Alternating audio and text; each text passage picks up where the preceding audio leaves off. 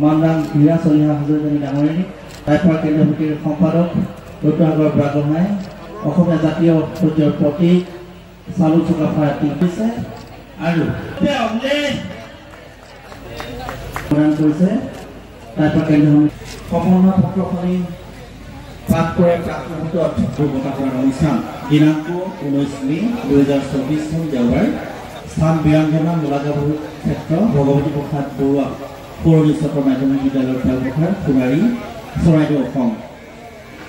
প্ৰতি মানৱৰ সেইবাবে এই দিব্য প্ৰজন্মৰ আদৰ্শ হওক সামাজিক মংগলময় দিশত কামনা কৰিছোঁ ৰাইফল কেন্দ্ৰীয় সমিতিৰ হৈ চাও বিজয় সকলোকে অনুৰোধ জনাইছোঁ মই ইয়ালৈ আজি আনন্দিত হৈছোঁ আৰু এই বীৰাংগনা মূলাগাভৰুৰ বঁটা প্ৰদান কৰা মই অতি সুখী হৈছোঁ আৰু প্ৰিয় ৰাইজ ৰাইজত বহি থকা সকলোলৈ মই প্ৰণাম জনালোঁ আৰু যিখিনি মোৰ আগত বহি আছে ৰাইজে শুভেচ্ছা আৰু প্ৰণাম জনাই আৰম্ভ কৰিছোঁ মই সৰু অকণমান বক্তব্য কাৰণ যেতিয়া ইংৰাজীতে কয় when the heart is full words are few মোৰ মানে আজি এনেকুৱা লাগিছে ইমান সুন্দৰকৈ এইটো এটা অনুষ্ঠানে মোক যিখিনি আনন্দ দিছে সেইখিনিৰ কাৰণে মোৰ কথা ক'বলৈ হয়তো মন যোৱা নাই বা ক'ব পৰা নাই তথাপিও মই ক'ব খুজিছোঁ বৈজ্ঞানিক হিচাপে মই আছাম টাইম ক্লাবটো খুলিছিলে 1958ত তাৰ পৰাই মই আৰম্ভ কৰিছিলোঁ আৰু আৰম্ভ কৰাৰ পিছত আমি যেতিয়া অসম টাইম ক্লাব খুলিছিলে